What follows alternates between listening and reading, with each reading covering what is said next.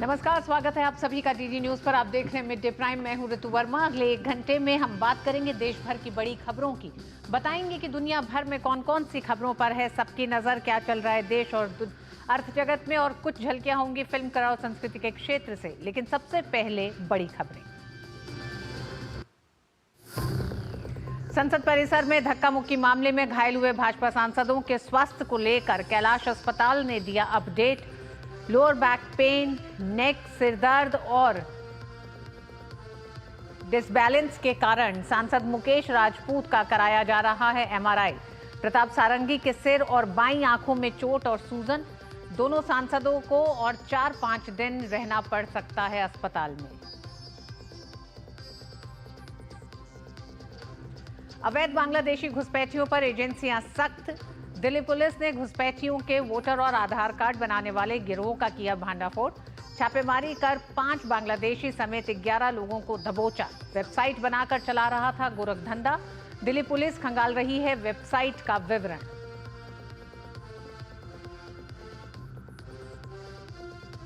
पूर्व प्रधानमंत्री अटल बिहारी वाजपेयी की जन्मशती के अवसर पर लखनऊ में अटल युवा महाकुंभ का आयोजन। रक्षा मंत्री राजनाथ सिंह और यूपी सीएम ने किया उद्घाटन। रक्षा मंत्री ने अटल जी को बताया सरल व्यक्तित्व का धनी।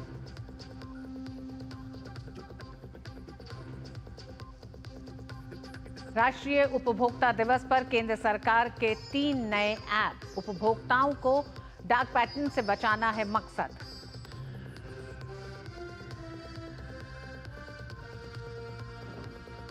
और बाबा साहेब के मुद्दे पर कांग्रेस के खिलाफ भाजपा का बड़ा प्लान। भाजपा शासित राज्यों के मुख्यमंत्री देश भर में प्रेस कॉन्फ्रेंस कर कांग्रेस के आरोपों का देंगे जवाब।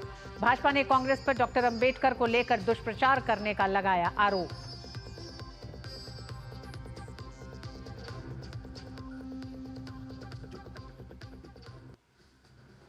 संसद परिसर में धक्का मुक्की में घायल 2 भाजपा सांसदों को फिर अस्पताल में भर्ती होना पड़ा है। शुक्रवार को लोकसभा के नेता प्रतिपक्ष राहुल गांधी ने इन सांसदों की धक्का दिया था, जिसमें ये घायल हो गए थे। दोनों सांसद दिल्ली के राम मनोहर लोहिया अस्पताल में भर्ती कराए गए थे। सोमवार को ही ये दोनों अस्पताल से डिस्चार्ज हुए थे, लेकिन तबीयत को देखते हुए इन्हें फिर अस्पताल ले जाना पड़ा। अब इन्हें नोएडा के कैलाश अस्पताल में भर्ती कराया गया है। अस्पताल के अनुसार सांसद मुकेश राजपूत को दोपहर 12:15 पर अस्पताल लाया गया। उन्हें काफी दर्द था और वो कमर के निचले हिस्से, गर्दन और सिर दर्द से पीड़ित थे। साथ ही वो खुद को संभाले रखने में भी कठिनाई महसूस कर रहे थे। अत्यधिक कमजोरी और दर्द को देखते हुए उन्हें एमआरआई के लिए भेजा गया और अन्य जरूरी जांचें की गई हैं। फिलहाल न्यूरोलॉजिकल टीम उनका उपचार कर रही है। वहीं सांसद प्रताप सारंगी भी कल दोपहर अस्पताल लाए गए, जहां उन्हें इमरजेंसी में भर्ती किया गया।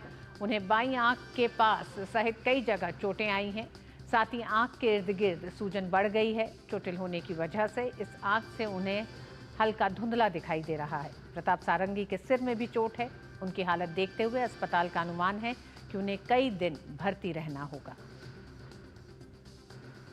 मिस्टर मुकेश राजपूत जी को हमने रिसीव किया at around 12:15 PM in our hospital, and he was suffering from lot of pain in the lower back, neck pain था उनको, साथ में उनको सीवियर हेडेक और डिसबैलेंस की कंप्लेंट्स थी। बेसिकली कॉन्सेंट्रेट नहीं कर पा रहे थे, एक जनरलाइज बॉडी वीकनेस उनको थी, एंड सीवियर पेन होने के कारण हमने उनको तुरंत ही एमआरआई में शिफ्ट किए, इन्वेस्टिगेशंस करी। अभी वो न्यूरोलॉजिकल टीम के अंदर एडमिटेड है और कुछ इन्वेस्टिगेशंस करने के बाद हम आगे के अपना जो ट्रीटमेंट प्लान है वो उनको देंगे। मिस्टर प्रताप सारंगी को सस्टेन्ड इंजरीज आई हैं स्काल्प में, अपनी लेफ्ट आई के बाहरी हिस्से पर, which is causing lot of oedema, swelling आई है उनको लेफ्ट आई के अराउंड, स्लाइटली ब्लरी विजन भी है उनको। We are going to do better of investigations including CT scan of the orbit, CT scan of the brain, ophthalmological review होगा उनका। और इस खबर पर अमरेंद्र गुप्ता हमारे साथ जुड़ गए हैं।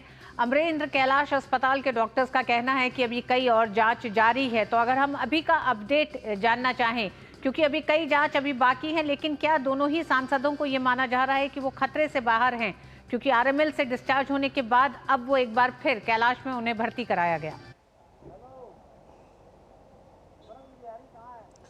रितु, देखिए, जिस समय कल जब सुबह कैलाश अस्पताल से प्रताप सारंगी और मुकेश राजपूत को जब डिस्चार्ज किया गया था, तो वो जो डॉक्टर पुलीन गुप्ता, जो मीडिया हेड हैं, जो पीआरओ हैं आरएमएल के, उन्होंने ये कहा था कि अभी पूरी तरह से ठीक नहीं है, लेकिन ठीक है इसलिए हमने उन्हें डिस्चार्ज कर दिया। और उसके बाद उनको तकलीफ हुई, प्रताप सारंगी के सर में खासी चोटें हैं और उन्होंने बताया कि उन्हें आंखों से धुंधला दिखाई दे रहा है। वहीं जो मुकेश राजपूत हैं, उनकी ये शिकायत थी कि उनके बैक जो बोन है वहाँ पे दर्द है और पैरों में लगातार झंझनाहट है, जिसकी वजह से वो खड़े नहीं हो पा रहे हैं। और इसके बाद वो सेकंड ओपिनियन के लिए कैलाश अस्पताल में भर्ती हुए। तकरीबन कल 12:15 के आसपास दोनों सांसदों को कैलाश अस्पताल में भर्ती कराया गया और उसके बाद कैलाश अस्पताल ने उनकी प्राथमिक जांच की और जो कैलाश अस्पताल के डायरेक्टर हैं डॉक्टर श्रीकांत शर्मा, उन्होंने एक मेडिकल बुलेटिन जारी किया और जिसके मुताबिक ये कहा जा रहा है कि अभी दोनों जो सांसद हैं वो उनको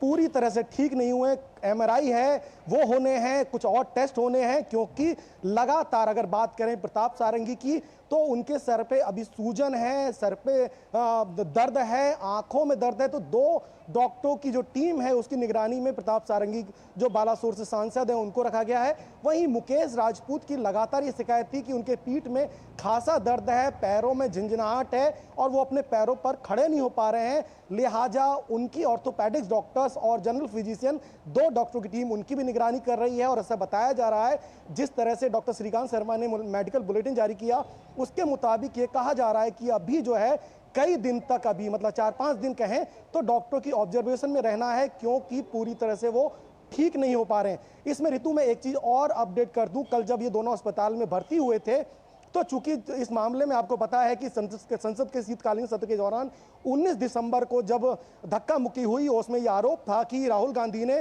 सांसद मुकेश राजपूत को धक्का दिया, जिसके बाद वो प्रताप सारंगी के ऊपर गिरे और दोनों सांसद घायल हो गए। और इस मामले में जाके संसद मार्ग थाने में राहुल गांधी के खिलाफ एक एफआईआर होती है, 6 गंभीर धाराओं में एफआईआर होती है और बाद में इसकी जांच को क्राइम ब्रांच को सौंप दिया जाता है। और कल क्राइम ब्रांच की टीम ने दोनों सांसद यानी मुकेश राजपूत और प्रताप सारंगी से कल पूछताछ की, पूरे इंसिडेंट के बारे में जाना, सारी चीज़ों को नोट किया और ऐसा बताया जा रहा है कि जो क्राइम ब्रांच है उन्होंने लोकसभा अध्यक्ष ओम बिरला से परमिशन ली है कि वो संसद भवन में आना चाहते हैं। और जो सूत्र हैं वो ये बता रहे हैं कि क्राइम ब्रांच की टीम थोड़ी देर बाद संसद भवन में जाएगी और इस मामले की जांच को आगे बढ़ाएगी, सीसीटीवी फुटेज खंगालेगी, ऐसा सोर्सेस कह रहे हैं। क्योंकि क्राइम ब्रांच ने कल दोनों सांसदों से पूछताछ की तो ये काफी गंभीर मामला है। देखिए 5 दिन 19 तारीख को ये इंसिडेंट होता है संसद के मकर द्वार में, 5 दिन आरएमएल अस्पताल में दोनों सांसद भर्ती होते हैं, उनका प्रॉपर ट्रीटमेंट चलता है और एडमिट होने के बाद सारी जब जांच हो जाती है वो आरएमएल से डिस्चार्ज होते हैं। लेकिन डिस्चार्ज होने के कुछ घंटों बाद दोबारा उन्हें तकलीफ होती है, इसके बाद उनको सलाह दी जाती है कि आप सेकंड ओपिनियन के लिए जाइए। तो कैलाश अस्पताल नोएडा में भर्ती होते हैं और जो नोएडा के जो ग्रुप ऑफ डायरेक्टर हैं हॉस्पिटल के डॉक्टर श्रीकांत शर्मा, उन्होंने जो मेडिकल बुलेटिन जारी किया उससे कहीं भी ऐसा नहीं कहा जा सकता कि वो पूरी तरह से ठीक है, क्योंकि लगातार जांच जारी है। ऐसे में दोनों पहलू, एक तरफ जहां डॉक्टर लगातार इस मामले की निगरानी कर रहे हैं कि ये लोग रिकवर हो, इनकी जो तकलीफ है उसके टेस्ट हो रहे हैं, वहीं इस मामले में क्राइम ब्रांच भी एक्टिव हो गया है और लगातार दोनों सांसदों से पूछताछ करने के बाद अब संसद भवन में जा सकता है और सारे सीसीटीवी फुटेज और जो इंसिडेंट है, जो विटनेस हैं, उनको रिकॉर्ड में ला सकता है। तो राहुल गांधी के लिए भी ये कहीं ना कहीं बेहद ही गंभीर बात है, क्योंकि जिस तरह से ये घटना हुई और जिस तरह से आपको याद होगा कि गृह मंत्री अमित शाह के बयान के बाद जिस तरह से अंबेडकर के अपमान का आरोप भारतीय जनता पार्टी लगा रही थी और मकर द्वार पे जो भारतीय जनता पार्टी डेलीगेशन था वो शांतिपूर्ण प्रोटेस्ट कर रहा था, ऐसे में जब ये अंबेडकर जो मूर्ति है संसद भवन के अंदर से कांग्रेस के सांसद वहां पहुंचते हैं और फिर जो धक्का मुक्की का इंसिडेंट होता है, ये मामला थाने तक जाता है, तो एक काफी गंभीर मामला बिल्कुल अमरेंद्र, बेहद गंभीर है। अनुभवी सांसद और एक तरह से उम्रदराज सांसदों के साथ जिस तरह का व्यवहार हुआ उसका खामियाजा ये दोनों सांसद भुगत रहे हैं। अमरेंद्र, एक बड़ी बात और, क्योंकि लगातार इस पे भी नजर रखी जानी है कि इन दोनों ही सांसदों का स्वास्थ्य किस तरह से बेहतर हो रहा है, तो अगला बुलेटिन कैलाश अस्पताल किस समय जारी करेगा? देखिए, मैंने अभी थोड़ी देर पहले, मैं बता दूं ऋतु, मैंने खुद जो फरक्काबाद के लोकसभा के सांसद हैं मुकेश राजपूत, उनसे टेलीफोन पर बातचीत की और ऑडियो हमारे पास है। मैंने जब उनसे हालचाल पूछा तो वो काफ़ी धीमी आवाज़ में बोल रहे थे, काफ़ी दर्द का अनुभव कर रहे थे। उनका ये कहना था कि चूंकि आरएमएल अस्पताल में 5 दिन ट्रीटमेंट करने के दौरान काफ़ी लोगों का आना जाना रहा, जिस तरह से प्रधानमंत्री जी ने इसकी चिंता की और बाकायदा दोनों सांसदों से फ़ोन पर बातचीत की। इसके अलावा कई केंद्रीय मंत्री भी आरएमएल अस्पताल में पहुंचे। तो मुकेश राजपूत जी से जब मेरी बातचीत हुई फ़ोन पे, तो उन्होंने कहा कि जब मैं डिस्चार्ज हुआ तो तकलीफ बढ़ गई, उसके बाद मुझे कहा गया कि सेकेंड ओपिनियन के लिए आप भर्ती होइए और इस वक्त मैं पूरी तरह से ठीक नहीं हूं। यह गौर करने वाली बात है। मुकेश राजपूत जी ने स्वयं कहा मेरे साथ बातचीत में कि अभी मैं पूरी तरह ठीक नहीं हूं, लेकिन उम्मीद की जा रही है, डॉक्टर ऐसा कह रहे हैं कि 4-5 दिन तक और एडमिट रहना है, सारे टेस्ट होने हैं, उसके बाद वो रिकवर होंगे। और मैंने अभी थोड़ी देर पहले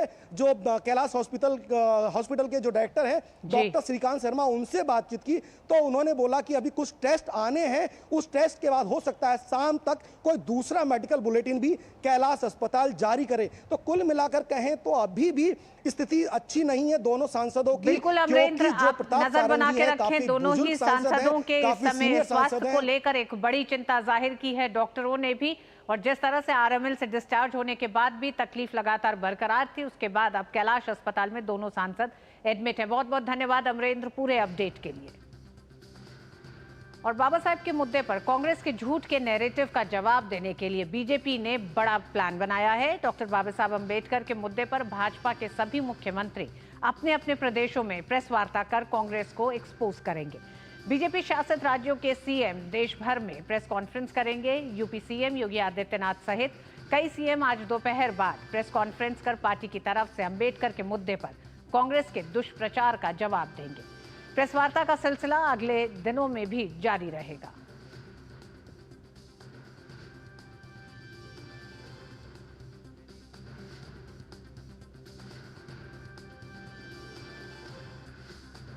और बाबा साहब अंबेडकर को लेकर आरोप प्रत्यारोप का दौर भी जारी है। बिहार के उप मुख्यमंत्री और भाजपा के वरिष्ठ नेता विजय सिन्हा ने कांग्रेस पर निशाना साधते हुए कांग्रेस पर बाबा साहब अंबेडकर को परेशान करने का आरोप लगाया है। उन्होंने भीमराव अंबेडकर को प्रधानमंत्री नहीं बनने देने पर सवाल भी उठाए। बाबा भीमराव अंबेडकर को प्रताड़ित करके मंत्रिमंडल से इस्तीफा दिलवाए, ये लोग मिलकर के चुनाव हरवाने का काम किए। और अगर जो बाबा भीमराव अंबेडकर से इतना ही लगाव था तो उनकी कहीं मूर्ति तक नहीं लगवाए, सेंट्रल हॉल में कहीं उनका तैलचित्र नहीं लगा, और बाबा भीमराव अंबेडकर को ये प्रधानमंत्री क्यों नहीं बनने दिए। अरे ये नौटंकीबाज लोग हैं। आज पंचतीर्थ भाजपा ने करवाया, और भाजपा अंतिम पंक्ति में बैठा व्यक्ति का उत्थान और कल्याण और सम्मान के लिए काम करता है। तो आजाद भारत के 75 सालों के सफर में बाबा साहब भीमराव अंबेडकर के साथ जो अपमान हुआ, और उस अपमान का जिम्मेदार कांग्रेस को मानती है भारतीय जनता पार्टी। और कांग्रेस का सीधा आरोप है, माफ करिएगा, भारतीय जनता पार्टी का सीधा आरोप है कि कांग्रेस ने भीमराव अंबेडकर का अपमान किया, साथ ही साथ उनके साथ जो बदसलूकी हुई है उसके लिए कांग्रेस को आज देश से माफी मांगनी चाहिए।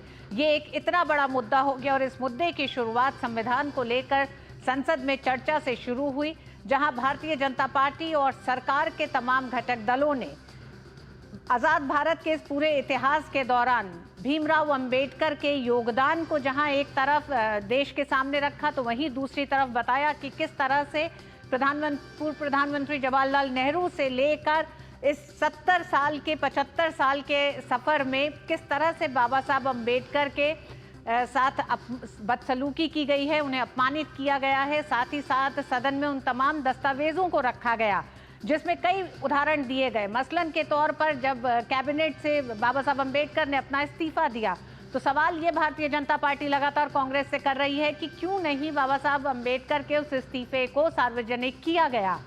साथ ही साथ बाबा साहब अंबेडकर को लेकर जिस तरह की सोच रही है कांग्रेस की, उस पर कई सवाल उठाए जा रहे हैं। और हमने देखा कि इस पूरे मसले ने किस तरह से संसद में यहाँ तक प्रदर्शन और विरोध यहाँ तक पहुंचा कि धक्का मुक्की हुई। उसमें भारतीय जनता पार्टी के 2 सांसद बुरी तरह घायल भी हुए। और अब भारतीय जनता पार्टी ने एक नई रणनीति के साथ उतर रही है मैदान में कांग्रेस को एक्सपोज करने के लिए। उसी पर बात करने के लिए शैलेंद्र भी हमारे साथ जुड़ गए हैं। शैलेंद्र, ये क्या एक बदली रणनीति कहें, नई रणनीति कहें, या फिर कांग्रेस जिस तरह से इसे सड़क पर ले जाने की इस पूरे मसले को कोशिश कर रही है उसका एक पलटवार है भारतीय जनता पार्टी का? ऋतु, ये आक्रामक रणनीति है बीजेपी की। इस पूरे मुद्दे पर बैकफुट पर नहीं आना है, क्योंकि बीजेपी ने प्रधानमंत्री नरेंद्र मोदी की अगुवाई में जो काम हुआ है बाबा साहब के विचारों को आगे बढ़ाने को लेकर, वो किसी और सरकार ने नहीं किया। चाहे पंचतीर्थ बनाने का हो या फिर जो बाकी काम है, बाबा साहब अम्बेडकर जिन बातों को कहते रहते थे। तो अब देश भर में जो बीजेपी शासित राज्यों के जो सीएम है, उनकी प्रेस कॉन्फ्रेंस के जरिए बताया जाएगा कि देखिए, एक तरफ बीजेपी है प्रधानमंत्री नरेंद्र मोदी की अगुवाई में, या पहले भी जो बीजेपी को जब सत्ता में रहने का मौका मिला, बाबा साहब के आदर्श को आगे बढ़ाया गया है। दूसरी तरफ कांग्रेस है, जिसने सिर्फ एक परिवार की चिंता की है, बाबा साहब को भारत रत्न नहीं दिया, बाबा साहब के तीर्थों का विकास नहीं किया।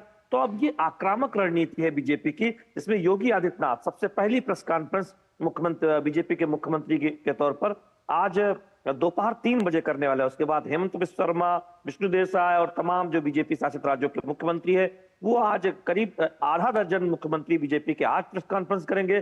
कल और परसों भी ये सिलसिला जारी रहेगा। तो अब बीजेपी बहुत स्पष्ट है कि कांग्रेस ने जो कुछ बाबा साहब के अपमान करने का काम किया था, उनके विचारों को जिस तरह से कांग्रेस ने भुलाने का काम किया था, उसे जोर शोर से जनता को बताया जाएगा। अलग अलग राज्यों में बीजेपी के मुख्यमंत्री, और जहां बीजेपी का मुख्यमंत्री नहीं है वहां बीजेपी के प्रदेश अध्यक्ष प्रेस कॉन्फ्रेंस करके बताएंगे कि देखिए, कांग्रेस एक झूठ का नैरेटिव खड़ा कर रही है, जबकि बीजेपी ने प्रधानमंत्री नरेंद्र मोदी की अगुवाई में हमेशा बाबा साहब के विचारों को आगे बढ़ाने का काम किया है, और उसको तथ्यों के साथ रखा जाएगा। तमाम तथ्यों की चर्चा हो भी रही है कि कैसे कांग्रेस ने बाबा साहब का अपमान किया था समय समय पर, चाहे वो कानून मंत्री के तौर पर उन्हें त्यागपत्र देने को मजबूर किया हो, चाहे उन्हें भारत रत्न दिया हो, चाहे उनका पोर्ट्रेट संसद भवन परिसर में कांग्रेस के समय न लगाने की बात हो। इस तरह के तमाम मुद्दे और जोर शोर से उठाए जाएंगे। जी शैलेंद्र, कांग्रेस जिस तरह से इस पूरे मसले को लेकर सड़क पर जाने की पूरी अपनी रणनीति बना रही है, ये उसका एक तरह से जवाब भी है, और आपका जो कहना है कि एक आक्रामक अंदाज में भारतीय जनता पार्टी इस पूरे मसले पर सामने आ रही है। लेकिन अगर हम ऐतिहासिक दस्तावेजों की अगर हम बात करें, तो दस्तावेजों के लिहाज से अगर हम देखें तो बाबा साहब अम्बेडकर के बारे में वो तमाम घटनाएं जो इतिहास में ही दर्ज हैं, क्या वो आम जनता तक दोनों ही राजनीतिक पार्टियों के जरिए जिस तरह से एक दूसरे के ऊपर आरोप प्रत्यारोप है, जनता अब देख पा रही है कि बाबा साहब अम्बेडकर के साथ इतिहास में क्या कुछ घटा? देखिए, निश्चित तौर पर बीजेपी की रणनीति है। एक तरफ बीजेपी का जो युवा संगठन है, भारतीय जनता युवा मोर्चा, वो सड़कों पर प्रदर्शन कर रहा है कांग्रेस पार्टी के खिलाफ। दूसरी तरफ जब ऐतिहासिक तथ्यों को, दस्तावेजों को प्रेस कॉन्फ्रेंस के जरिए सामने लाया जा रहा है, जो डॉक्यूमेंट है, जो एक तथ्य है जिनको झुठलाया नहीं जा सकता, कि पंडित नेहरू ने चिट्ठी में क्या कहा था कि बाबा साहब के इस्तीफे से कोई फर्क नहीं पड़ता, कैसे सिर्फ पंडित नेहरू ने खुद को भारत रत्न दिया, इंदिरा गांधी ने खुद को भारत रत्न दिया, लेकिन बाबा साहब को भारत रत्न तब मिला जब बीपी सिंह की सरकार थी, बीजेपी का समर्थन हासिल था, कैसे पंचतीर्थ बनाने का काम बाबा साहब का कांग्रेस की सरकारों के समय नहीं हुआ। ये सब ऐतिहासिक तथ्य है, उन्हें सामने रखा जा रहा है, और यही बीजेपी की रणनीति है कि इससे बेहतर तरीके से जनता जान पाएगी कि कौन बाबा साहब का सच्चा हिमायती है, किसने बाबा साहब के विचारों को आगे बढ़ाने का काम किया है और किसने बाबा साहब का अपमान किया है। कांग्रेस पार्टी जो 50 वर्षों से अधिक समय तक सत्ता में रही, बीते 70 वर्षों में, उसने बाबा साहब की लेगेसी को, बाबा साहब के विचारों को आगे बढ़ाने के लिए कुछ नहीं किया। वो तथ्य भी सामने रखे जाएंगे कि जब बाबा साहब ने कहा था इस्तीफा देते वक्त कि ऐसा लगता है कि अनुसूचित जाति और जनजाति के हितों की कोई चिंता कांग्रेस पार्टी और पंडित जवाहरलाल नेहरू को नहीं है, जबकि ऐसा लगता है कि अल्पसंख्यकों को, खासतौर पर जो मुस्लिमों की बात करते हुए उन्होंने कहा था कि उनकी चिंता कांग्रेस पार्टी कर रही है। तो इन सब तथ्यों को निश्चित तौर पर सामने रखने का काम बीजेपी कर रही है। शैलेंद्र, शीतकालीन सत्र की शुरुआत से तमाम जो मुद्दे रहे उनसे इतर हटते हुए विपक्ष ने कहा कि संविधान पर चर्चा चाहती है, सरकार तैयार हुई संविधान पर चर्चा के लिए, और संविधान पर चर्चा के दौरान जिस तरह से बाबा साहब अम्बेडकर के सम्मान और अपमान का एक बड़ा मुद्दा बना, जिसमें कांग्रेस पार्टी अब एक तरह से पहले संसद के भीतर तमाम प्रदर्शन रहे, विरोध रहा, और अब सड़कों पर। क्या ये कांग्रेस की सोची समझी रणनीति थी? देखिए, कांग्रेस को ऐसा लगता था कि उसे एक मौका मिला है, वो बीजेपी को घेर सकती है, लेकिन बीजेपी ने जिस तरह से पलटवार किया तो शायद कांग्रेस पार्टी को ये उम्मीद नहीं थी। अब बीजेपी का कहना है कि जब संविधान पर दोनों सदनों में चर्चा हुई और तथ्यों को सामने रखते हुए बीजेपी के तमाम नेताओं ने उन तथ्यों को सामने रखा कि बाबा साहब अम्बेडकर का अपमान किस तरह से कांग्रेस पार्टी ने समय समय पर किया है, तो कांग्रेस पार्टी को लगा कि उसकी एक कलई खुल गई है बाबा साहब के मुद्दे पर, कि बीजेपी एक तरह से उस पर एक जनता को बताने में कामयाब रही है संसद के जरिए कि देखिए ये तथ्य है जिसमें बाबा साहब का समय समय पर कांग्रेस पार्टी ने अपमान किया, और जो बाबा साहब ने कहा था उसके विपरीत काम करने का काम कांग्रेस पार्टी की सरकारों ने किया है। तो इस वजह से एक झूठ का नैरेटिव खड़ा कर इस तरह के हंगामा किया जा रहा है। तो यही वजह है कि बीजेपी अब उन तथ्यों के साथ सामने आ रही है। पहले हमने दिल्ली में प्रेस कॉन्फ्रेंस देखा था बीजेपी के तमाम वरिष्ठ नेताओं का, रविशंकर प्रसाद ने कल प्रेस कॉन्फ्रेंस की थी, और अब देश भर में बीजेपी के मुख्यमंत्री प्रेस कॉन्फ्रेंस कर रहे हैं। ठीक शैलेंद्र, बाबा साहब अम्बेडकर के सम्मान और अपमान का मुद्दा संसद से शुरू हुआ और अब जनता के बीच पहुंचेगा। जनता तय करेगी, अब तमाम दस्तावेजों के साथ देखेगी दोनों ही पक्ष किस तरह से बाबा साहब के अपमान और सम्मान के संदर्भ में तमाम वो पक्ष रखते हैं जिनको अब एक तरह से जांचेगी जनता। बहुत बहुत धन्यवाद शैलेंद्र इस पूरी जानकारी के लिए। और मीडिया प्राइम में वक्त एक छोटे से ब्रेक का।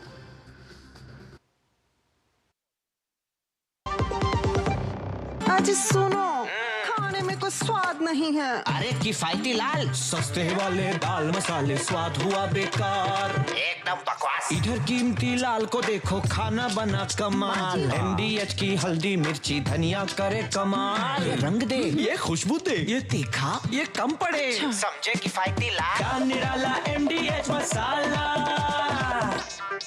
This is no ordinary sky. This is where legends are born. Step 1. Clear to space transition. Roger. Re-engaging heat. In the vast expanse above, the Indian Air Force reigns. Unseen, unstoppable, unmatched. Join the Indian Air Force to be a cut above. Hey girls! Hi! Congratulations! आज तो party चाहिए। Champion के साथ selfie लेंगे। Idea, यही करते हैं party. Pizza party. ये चल अपना कार्ड और पिन दे। मेरे कार्ड की डिटेल्स मैं खुद ही डालूंगी। RBI कहता है अपना पिन, OTP, CVV या इंटरनेट बैंकिंग पासवर्ड किसी के साथ शेयर ना करें। ऑनलाइन बैंकिंग सिर्फ अपने कंप्यूटर, मोबाइल और सिक्योर नेटवर्क से करें। बाय गर्ल्स, कहाँ जा रही है? सुना नहीं, नो शेयरिंग। RBI कहता है जानकार बनिए, सतर्क रहिए। MDH का किचन किंग किचन में हो तो हम सब कुछ बना सकते हैं। बैंगन का भरता, आलू गोभी, भिंडी मसाला और भी बहुत कुछ। MDH। और दिल्ली में अवैध बांग्लादेशी घुसपैठियों के खिलाफ पुलिस की कार्रवाई लगातार जारी है। ताज़ा मामले में दिल्ली पुलिस ने फर्जी वोटर और आधार कार्ड बनाने वाले गिरोह का पर्दाफाश किया है। घुसपैठियों को अवैध दस्तावेज दिलाने वाले गैंग के 11 लोगों को दबोचा गया है। इनमें फर्जी वेबसाइट, आधार कार्ड ऑपरेटर और तकनीकी विशेषज्ञों शामिल हैं। पकड़े गए आरोपितों में 6 बांग्लादेशी शामिल हैं। आरोपित फर्जी वेबसाइट के जरिए जाली पहचान पत्र बनाकर घुसपैठियों को भारत का नागरिक साबित करने में मदद करते थे। अवैध बांग्लादेशी जंगल के रास्ते और ट्रेनों के जरिए भारत में दाखिल होते हैं। दिल्ली में ये गिरोह इन लोगों के दस्तावेज तैयार कराता था। दिल्ली के उपराज्यपाल ने मुख्य सचिव और पुलिस आयुक्त को राष्ट्रीय राजधानी में अवैध रूप से रह रहे बांग्लादेशी प्रवासियों की पहचान करने और उनके खिलाफ सख्त कार्रवाई करने के लिए 2 महीने का विशेष अभियान शुरू करने का निर्देश दिया है। और अवैध बांग्लादेशी घुसपैठ और फर्जी दस्तावेज नेटवर्क पर दिल्ली पुलिस लगातार कार्रवाई कर रही है। डीसीपी साउथ अंकित चौहान ने प्रेस कॉन्फ्रेंस कर बताया कि अब तक दक्षिण जिले द्वारा 11 लोगों को गिरफ्तार किया गया है।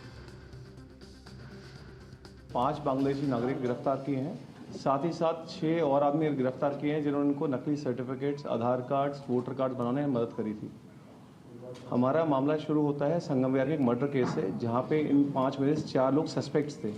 इनकी डिटेल जब इंटरोगेशन की गई तो उससे मालूम चला कि ये 4 लोग बांग्लादेशी नागरिक हैं। इन सबके पास आधार कार्ड था। हमने फर्दर इंटरोगेशन की तो मालूम चला कि जो डिसीज है हमारे मर्डर केस में, सेंटू शेख, उसने इन लोगों को इलीगली बांग्लादेश से इंडिया आने में हेल्प करी थी। दिल्ली में अपने घर पे रुकवाया था और रुकवा के इनके फर्जी आधार कार्ड बनवाए थे। इनके पास से फर्जी आधार कार्ड, पैन कार्ड और वोटर कार्ड भी मिले हैं। इन्होंने एक वेबसाइट भी बनाई थी जो रजत मिश्रा नाम का व्यक्ति चला रहा था। डीसीपी साउथ अंकित चौहान ने बताया कि रजत मिश्रा नाम के व्यक्ति अपने संबंधी के साथ मिलकर फेक दस्तावेज बनाने की एक वेबसाइट बनाई थी। इस वेबसाइट से 7 रुपए से लेकर 20 रुपए में वोटर कार्ड, आधार कार्ड और अन्य दस्तावेज बनवाए जाते थे। जनताप्रिंट्स.in, जहाँ पे ये लोग 20-20 रुपए में अपने फर्जी date of birth certificates, income certificates बनवाते हैं। और आइए सीधे आपको लिए चलते हैं। दिल्ली भाजपा इस समय एक प्रेस कॉन्फ्रेंस कर रही है। नाम, तमाम स्थानों के नाम, अस्पतालों के नाम, जितने भी स्मारक बने, अभी पीछे कुछ वर्ष पहले कार्टून भी आया था और वो कार्टून था जंगल सफारी का। एक बच्चा खड़ा है अपने पिता के साथ और उन्होंने उस पर जो है गांधी परिवार से किसी के नाम पर जंगल सफारी रखा गया।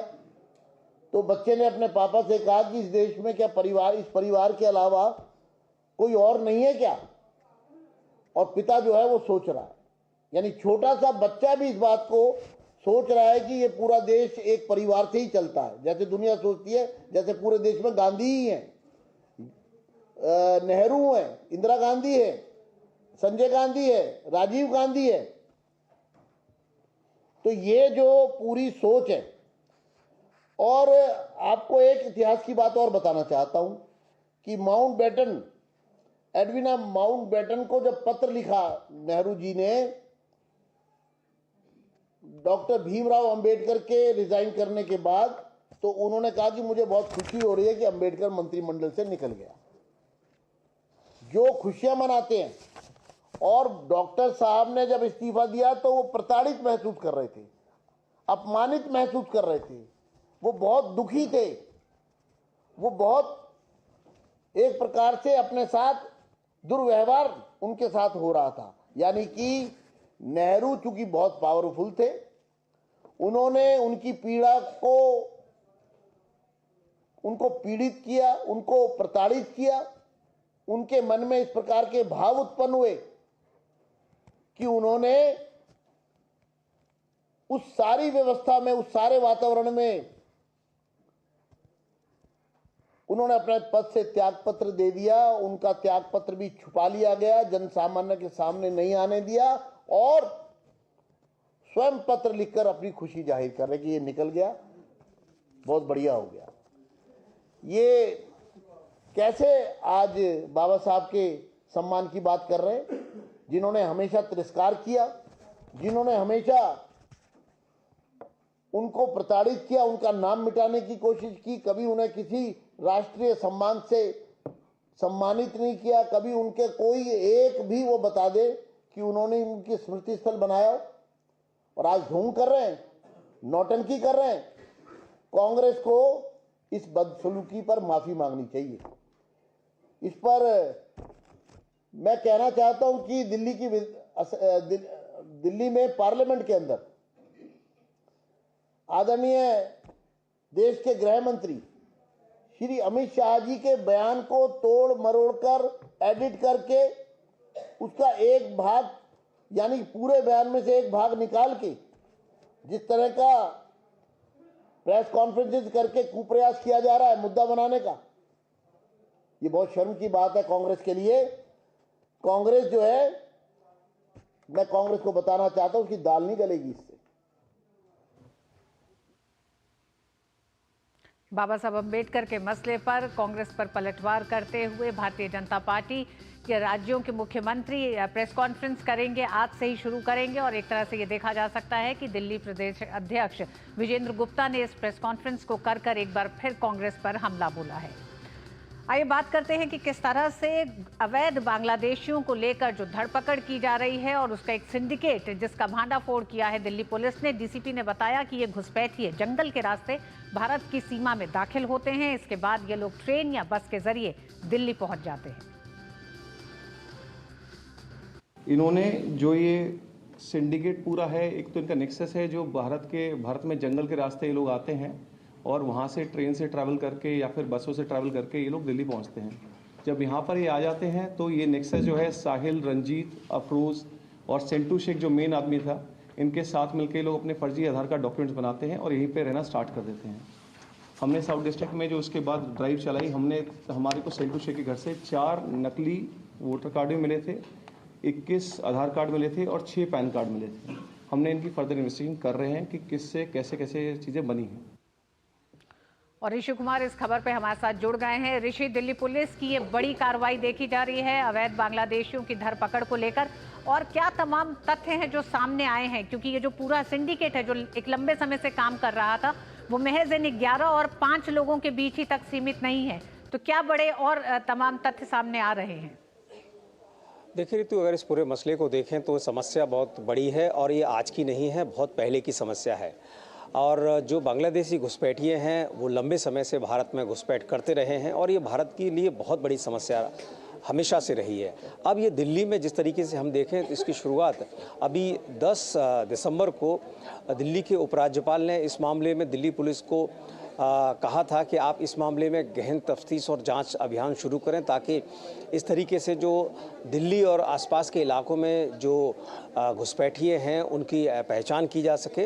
और ख़ास तौर से जिस तरीके से दिल्ली के चुनावों में इनकी अब भूमिका बढ़ती जा रही है, इन्होंने जिस तरीके से अपने फर्जी वोटर ID कार्ड बनवा के अब यहाँ पर एक मतदाता के रूप में अपनी उपस्थिति को दर्ज कराने में लगे हुए हैं, तो ऐसे में ये एक बड़ा ही गंभीर मसला बन चुका है।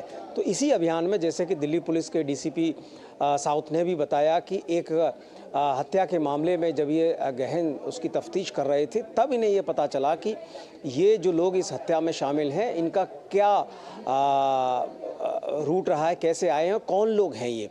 अब इसमें मैं आपको बताऊं, ये एक महिला जो कि जिसकी गिरफ्तारी बरेली से हुई है, उसके पास पुलिस को पुख्ता सबूत मिले हैं कि वो बांग्लादेशी है।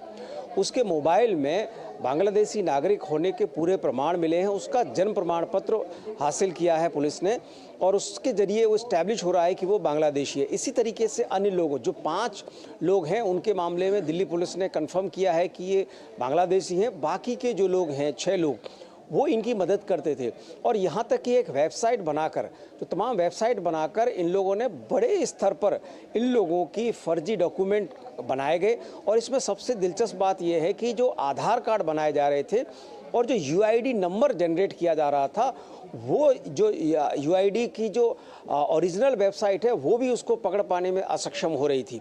तो इसमें अभी उनकी जांच कर रही है पुलिस। दिल्ली पुलिस ने कहा है कि हम इसमें और ज़्यादा तफ्तीश कर रहे हैं, IT सेल के लोगों को उसमें लगा रहे हैं कि ऐसा कर पाने में ये कैसे सफल हुए, क्योंकि जो ID जनरेट हो रही है वो जेन्युइन ID जनरेट हो रही है, लेकिन अगर उसका QR कोड पर जाते हैं तो उसके डिटेल्स जो हैं एक फर्जी वेबसाइट के ज़रिए उसमें डाले जा रहे हैं। तो एक बड़ा रैकेट इसमें दिल्ली पुलिस को आगे भी इसके अगर जांच को और ज़्यादा बढ़ाया जाता है तो मुझे लगता है इसमें उनको बड़ी सफलता मिल सकती है। लेकिन शुरुआती तौर पर कह सकते हैं एक बड़ा खुलासा हुआ है कि किस तरीके से दिल्ली में और दिल्ली के आसपास लोग के इलाकों में किस तरीके से जो बांग्लादेशी हैं जो अवैध घुसपैठ के माध्यम से न सिर्फ यहाँ की फर्जी आइडेंटिफिकेशन कार्ड लेके यहाँ पर रह रहे हैं बल्कि हमारी लोकतांत्रिक प्रक्रिया में भी वो शामिल हो रहे हैं। तो ये एक हमारे लिए एक बड़ा गंभीर मसला है और पुलिस के लिए बड़ी सफलता है। ऋतु, ऋषि, दिल्ली की सुरक्षा, देश की सुरक्षा को लेकर भी बड़ा सवाल है और खासकर उन व्यवस्थाओं को लेकर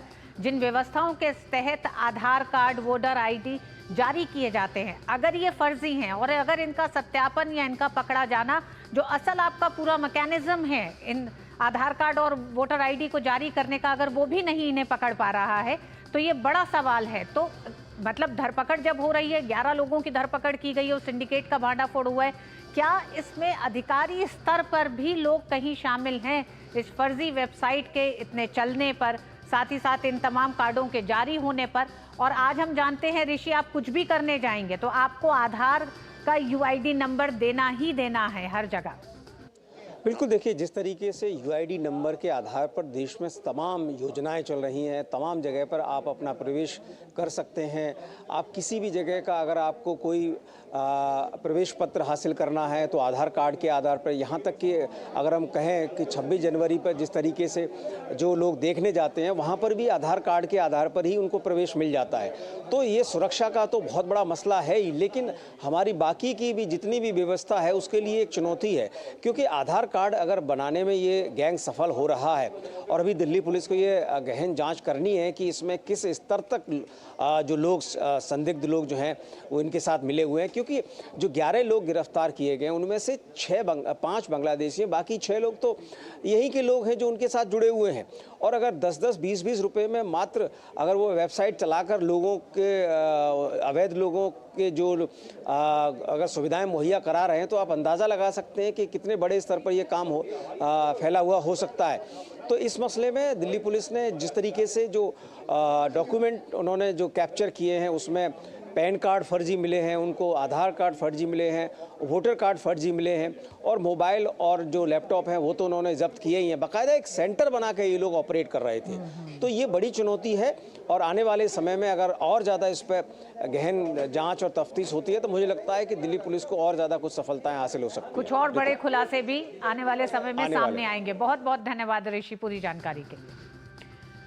और दिल्ली पुलिस की इस कार्रवाई के बाद भाजपा ने दिल्ली की आप सरकार पर हमला बोला है। भाजपा नेता अमित मालवीय ने एक्स पर अपनी पोस्ट में लिखा है कि अरविंद केजरीवाल की आम आदमी पार्टी एक सुसंगठित नेटवर्क के माध्यम से दिल्ली में रोहिंग्या और बांग्लादेशी नागरिकों के अवैध प्रवास को सक्रिय रूप से बढ़ावा दे रही है।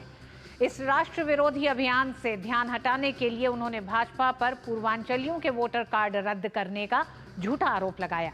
अब उनकी चाल और झूठ दोनों ही पूरी तरह से उजागर हो चुके हैं। दिल्ली पुलिस ने फर्जी आधार और वोटर आईडी कार्ड बनाने वाले एक रैकेट का पर्दाफाश किया है। साथ ही एक फर्जी वेबसाइट के पीछे के प्रौद्योगिकी विशेषज्ञों का भी पता लगाया है।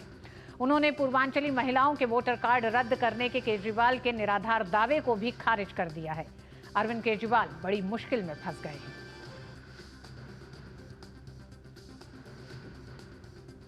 और बांग्लादेशी घुसपैठियों और रोहिंग्याओं के मुद्दे पर बीजेपी सांसद मनोज तिवारी ने कहा है कि इन घुसपैठियों को बख्शा नहीं जाना चाहिए।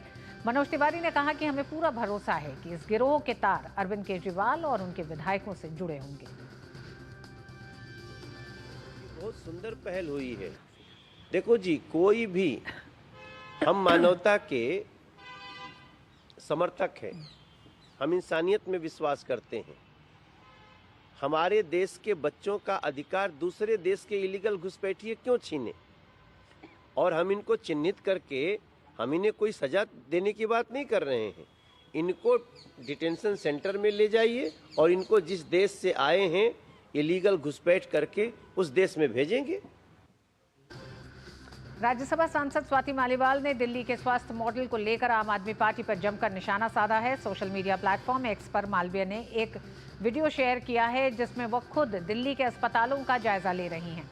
इस वीडियो को शेयर करते हुए उन्होंने लिखा है कि ये दिल्ली का वर्ल्ड क्लास हेल्थ मॉडल है। कैंसर के मरीज कड़ाके की ठंड में सड़क पर इलाज के इंतजार में तड़प रहे हैं। घंटों घंटों की लाइनें लगी हैं। गेट खुलते ही भगदड़ मच जाती है। काउंटर पर पहुंचते हैं तो पता चलता है दवाई ही नहीं है। कैंसर मरीजों को भी महीनों बाद की टेस्ट की डेट दी जाती है। अस्पताल के एक बेड पर 3 से 4 मरीज लेटे हुए हैं। मरीज बताते हैं गंदगी और कॉकरोच कीड़े घूमते हैं।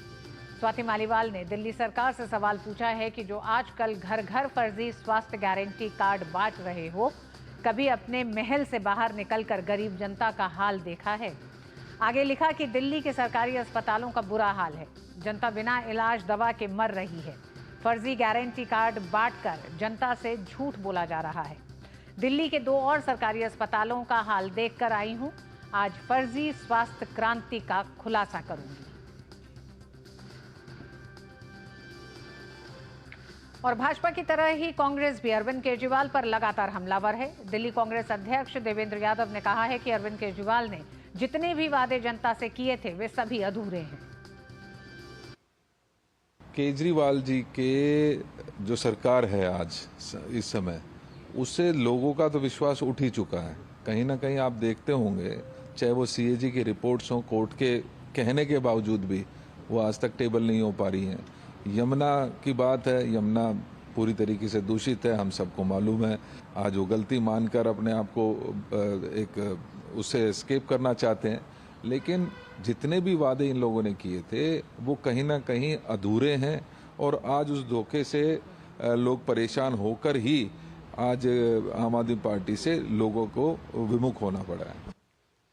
पूर्व प्रधानमंत्री अटल बिहारी वाजपेयी की 100वीं जयंती के अवसर पर प्रधानमंत्री नरेंद्र मोदी 25 दिसंबर को मध्य प्रदेश के दौरे पर रहेंगे। इस दौरान वह खजुराहो में दोपहर करीब 12:30 बजे कई विकास परियोजनाओं का उद्घाटन और शिलान्यास करेंगे। इसके साथ ही प्रधानमंत्री केन बेतवा नदी जोड़ो परियोजना की आधारशिला रखेंगे, जो राष्ट्रीय परिप्रेक्ष्य योजना के तहत देश की पहली नदी जोड़ो परियोजना है। ये परियोजना मध्य प्रदेश और उत्तर प्रदेश के विभिन्न जिलों को सिंचाई सुविधा प्रदान करेगी, जिससे लाखों किसान परिवारों को लाभ होगा। ये परियोजना क्षेत्र के लोगों को पेयजल सुविधा भी प्रदान करेगी।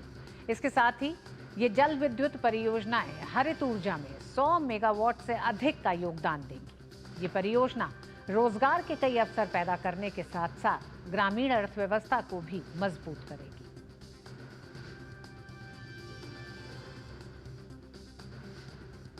पूर्व प्रधानमंत्री और भारत रत्न अटल बिहारी वाजपेयी की 100वीं जयंती पर उत्तर प्रदेश में भव्य कार्यक्रम आयोजित किए जा रहे हैं। लखनऊ के केडी सिंह बाबू स्टेडियम में अटल युवा महाकुंभ हो रहा है। इस कार्यक्रम का उद्घाटन रक्षा मंत्री राजनाथ सिंह ने किया। पूर्व प्रधानमंत्री के जन्म शताब्दी वर्ष पर प्रदेश के सभी जिलों से करीब 25,000 बच्चे सांस्कृतिक कार्यक्रम की प्रस्तुति दे रहे हैं। अटल बिहारी वाजपेयी की जन्मशती उनकी प्रसिद्ध कविता कदम मिलाकर चलना होगा पर केंद्रित की गई है। इस कार्यक्रम में मुख्यमंत्री योगी आदित्यनाथ भी उपस्थित हैं।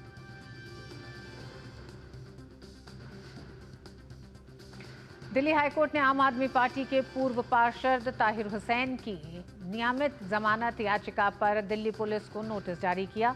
इस मामले में अगली सुनवाई 15 जनवरी 2025 को होगी। दिल्ली दंगों के दौरान आईबी अधिकारी अंकित शर्मा की हत्या मामले में कड़कड़डूमा कोर्ट ने ताहिर हुसैन और 10 बाकी लोगों के खिलाफ आरोप तय किए हैं। कोर्ट ने इन सब के खिलाफ आईपीसी की धारा 147, 148, 153A, 302, 120B के तहत आरोप तय किए गए हैं। प्रधानमंत्री नरेंद्र मोदी ने नीति आयोग में अर्थशास्त्रियों के साथ बजट पूर्व चर्चा में हिस्सा लिया। इस दौरान आर्थिक विकास और बजट से जुड़े मुद्दों पर मंथन हुआ। इस बैठक को बजट से पहले अहम चर्चा के रूप में देखा जाता है। बैठक में वित्त मंत्री, प्रधानमंत्री के प्रधान सचिव और दिग्गज अर्थशास्त्री शामिल हुए। ध्यान रहे कि वित्त मंत्री निर्मला सीतारमण साल 2025-26 के लिए बजट 1 फरवरी को संसद के पटल पर रखेंगी। बजट पूर्व चर्चा में वित्त मंत्री ने अब तक किसान संगठनों, उद्योग जगत के नुमाइंदों और अर्थशास्त्रियों के साथ चर्चा की है।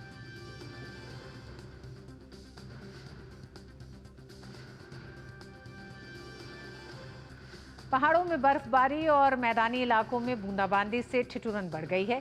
हिमाचल प्रदेश में आज सुबह ताज़ा बर्फबारी हुई है। शिमला के टिक्कर इलाके में आज सुबह बर्फबारी के बाद बर्फ की सफ़ेद चादर देखी गई। वहीं भारी बर्फबारी के कारण शिमला से नारकंडा जाने वाला राष्ट्रीय राजमार्ग 5 बंद है। बहाली का काम जारी है। सुबह सड़कों से बर्फ हटाने के लिए मशीनरी लगाई गई है ताकि रास्ता साफ किया जा सके। जम्मू कश्मीर के गांदरबल जिले के सोनमर्ग में ताज़ा बर्फबारी हुई है। वहीं मौसम विभाग ने शिमला में 27 से 29 दिसंबर तक भारी बर्फबारी के आसार जताए हैं।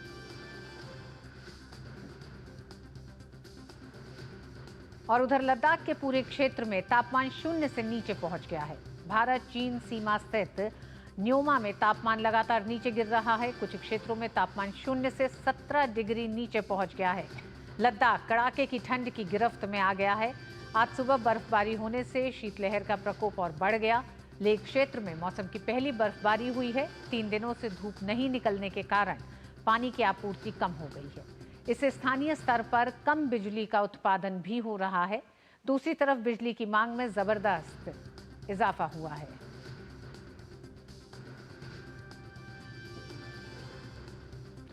और लेह में बदले मौसम से जो स्थितियां बनी है उस पर और बात करने के लिए धर्मप्रकाश शिमला से हमारे साथ जुड़ रहे हैं। धर्मप्रकाश, सबसे पहले तो ये भी जानना चाहेंगे कि शिमला को लेकर किस तरह से इस समय मौसम विभाग का क्या अपडेट है, क्या कहना है? पर्यटकों के लिए तो अच्छा मौसम है, लेकिन स्थानीय लोगों के लिए और मौसम के लिए कैसा कहा जा रहा है?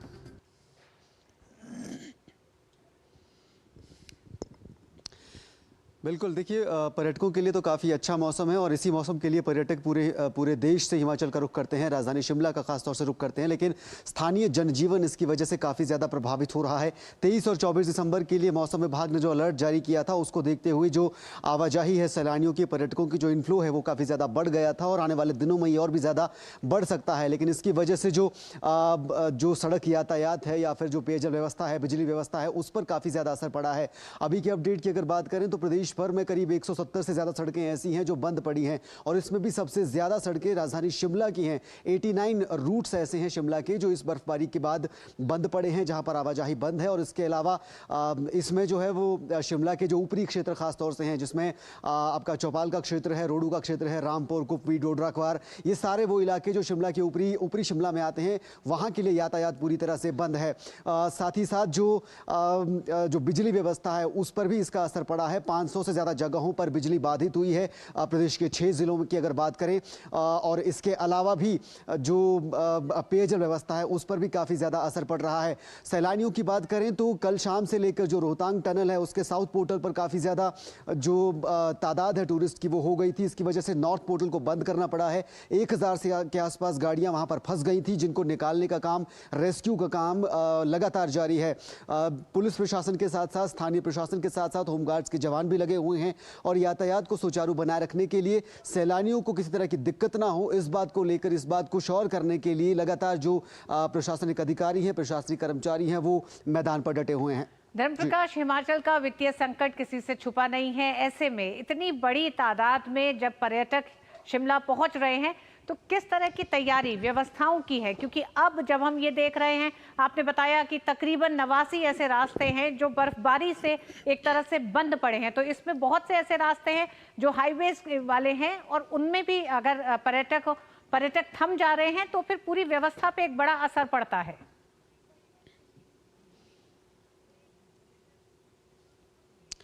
बिल्कुल, व्यवस्था पर सवाल जाहिर तौर पर उठता है क्योंकि जो 89 रूट्स मैं बात कर रहा हूं वो सिर्फ शिमला डिस्ट्रिक्ट के हैं। टोटल रूट्स जो हैं वो 175 के आसपास ऐसे हैं जो बंद पड़े हैं। और साथ ही साथ जो प्रशासनिक कोशिशें हैं इसको लेकर वो लगातार जारी है। दावे पहले ये किए जा रहे थे कि पूरी तरह से प्रशासन तैयार है, किसी तरह की आवाजाही में दिक्कत नहीं होगी, किसी तरह की प्रॉब्लम्स जो टूरिस्ट हैं उनके लिए नहीं आएगी। लेकिन सिर्फ एक दिन की बर्फबारी जो हिमाचल में, जो शिमला में खासतौर से कल हुई है, कल पूरा दिन, उसकी वजह से बड़े स्तर पर जो जनजीवन है वो काफ़ी हद तक प्रभावित हुआ है। वित्तीय स्थिति की आपने बात करें, हिमाचल का जो आर्थिकी है वो जाहिर तौर पर टूरिज्म पे काफ़ी हद तक डिपेंड करती है और ये टूरिस्ट जो है दूसरे राज्यों का जो हिमाचल आता है ये काफ़ी ज़्यादा कंट्रीब्यूट करता है हिमाचल की जीडीपी में, हिमाचल की ओवरऑल जो फाइनेंशियल कंडीशन है, सिचुएशन है उस पर उसके लिए काफ़ी हद तक ये जो इंतज़ाम है प्रशासन के, जो दावे किए जा रहे थे वो नाकाफ़ी साबित हुए हैं। हालांकि पीडब्ल्यूडी मिनिस्टर बार बार ये कहते भी नजर आ रहे थे कि हमारी पूरी तैयारी है, हमारी पूरी कोशिश है कि कोई दिक्कत नहीं आएगी, लेकिन ज़मीन पर ऐसा फिलहाल नज़र नहीं आ रहा। और अभी ये एक दिन की बात है, मौसम विभाग की तरफ से 27 और 28 दिसंबर को एक बार फिर से जो हैवी स्नोफॉल है उसका अलर्ट जारी किया गया है। यानी कि 26 तारीख को परसों जो वेस्टर्न डिस्टर्बेंस एक्टिवेट होगा उसका असर 27 और 28 दिसंबर को देखने को मिलेगा। तो 2 दिन अगर लगातार और बर्फबारी होती है और हैवी स्नोफॉल होता है तो शिमला के साथ साथ जो बाकी डिस्ट्रिक्ट हैं हिमाचल के उस पर भी इसका असर देखने को मिल सकता है। और अपने आप में ये हिमाचल की जो ओवरऑल बिल्कुल धर्मप्रकाश, फौरी तौर पर पर्यटकों के लिए एक अच्छी खबर है कि बर्फबारी हो रही है, वो शिमला पहुंचे हैं, लेकिन 26 से लेकर 28 तक मौसम विभाग ने ऑरेंज अलर्ट भी जारी किया है। बहुत बहुत धन्यवाद धर्मप्रकाश पूरी जानकारी के लिए। और स्विट्जरलैंड की कंपनी TIL वधावन बंदरगाह परियोजना में 20,000 करोड़ रुपए का निवेश करेगी। इसके लिए TIL यानी टर्मिनल इन्वेस्टमेंट लिमिटेड ने जवाहरलाल नेहरू बंदरगाह प्राधिकरण JNPA के साथ एक MOU पर हस्ताक्षर किए हैं। जवाहरलाल नेहरू बंदरगाह प्राधिकरण ने समझौते के बारे में जानकारी दी। TIL दुनिया भर के कंटेनर टर्मिनल में निवेश करने के साथ उनका विकास और प्रबंधन करती है। वधावन पोर्ट भारत में सबसे बड़ा बंदरगाह परियोजना है। इसकी लागत 76,220 करोड़ रुपए की है। 2029 तक इस परियोजना का पहला चरण पूरा होने की संभावना है। पूरा होने पर यह दुनिया के टॉप 10 कंटेनर बंदरगाहों में से एक होने की उम्मीद है। इस परियोजना से 1.2 मिलियन रोजगार के अवसर पैदा होने की भी संभावना है। भारत में महिलाओं की वित्तीय बाजारों में भागीदारी पिछले कुछ वर्षों में तेजी से बढ़ी है। SBI इको रैप रिपोर्ट के मुताबिक वित्त वर्ष 2022 में महिला निवेशकों की भागीदारी में लगातार बढ़ोतरी हो रही है। रिपोर्ट बताती है कि वित्त वर्ष 2025 में रजिस्टर्ड निवेशकों में महिलाओं की भागीदारी 1.3% से बढ़कर 23.9% पर पहुंच गई है, जबकि वित्त वर्ष 2022 में यह आंकड़ा 22.6% था। रिपोर्ट के अनुसार कुछ राज्यों में वित्तीय बाजारों में महिला निवेशकों की भागीदारी राष्ट्रीय औसत से कहीं ज्यादा है। दिल्ली, महाराष्ट्र और तमिलनाडु जैसे बड़े राज्यों में वित्त वर्ष 25 में इस साल अभी तक महिलाओं की भागीदारी देश के औसत 23.9% से ज्यादा रही। दिल्ली में महिला निवेशकों की भागीदारी 29.8%, महाराष्ट्र में 27.7% और तमिलनाडु में 27.5% महिला निवेशकों की भागीदारी देखी गई। हालांकि अलग अलग राज्यों में स्थिति अलग अलग है, लेकिन कुल मिलाकर पूरे देश में वित्तीय बाजारों में महिलाओं की भागीदारी में सुधार हो रहा है।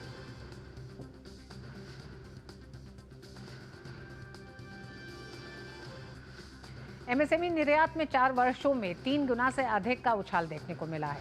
सूक्ष्म, लघु एवं मध्यम उद्यम मंत्रालय के मुताबिक MSME निर्यात 2024-25 में बढ़कर 12.39 लाख करोड़ रुपए पर पहुंच गया है, जो कि 2020 और 21 में 3.95 लाख करोड़ रुपए था।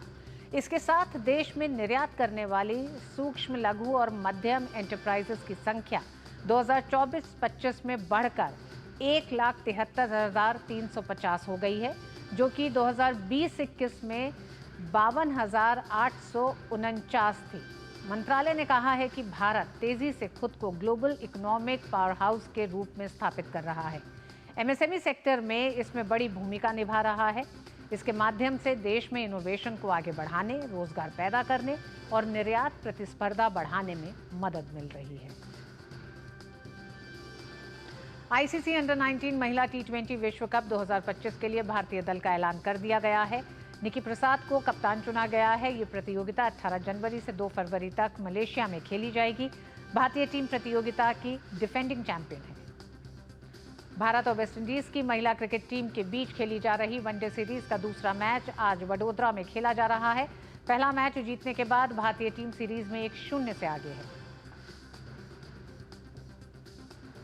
मुंबई के ऑलराउंडर तनुष कोटियन को बॉर्डर गावस्कर सीरीज के चौथे और 5वें वेस्ट के लिए भारतीय दल में शामिल किया गया है। ऑफ स्पिनर तनुष ने मुंबई के रणजी ट्रॉफी विजय अभियान में अहम भूमिका निभाई थी और प्लेयर ऑफ द टूर्नामेंट चुने गए थे। और खेल की इन्हीं खबरों के साथ मिड डे प्राइम में आज बस इतना ही। DD न्यूज पे खबरें जारी रहेंगी। मुझे दीजिए अनुमति। नमस्कार।